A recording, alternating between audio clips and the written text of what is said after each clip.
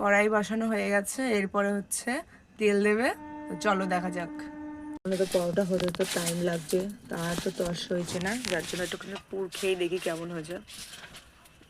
তা আজকে হচ্ছে সোমবার, আমাদের তো নিরামিষ, তাই জন্য ভালোই লাগছে, অনেকটা সিঙ্গারার তরকারির মতন লাগছে।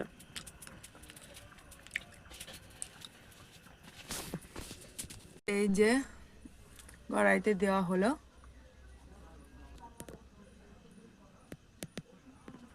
হয়ে গেছে, খেয়ে দেখাচ্ছি কেমন হয়েছে। চলো। ঠান্ডা হয়েছে? বেশ ফাটাফাটি।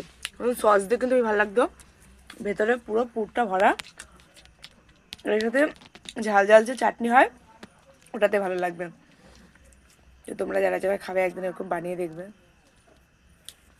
ভেতরে পুরো পুরটা, এত পুরো পুরটা ভরা।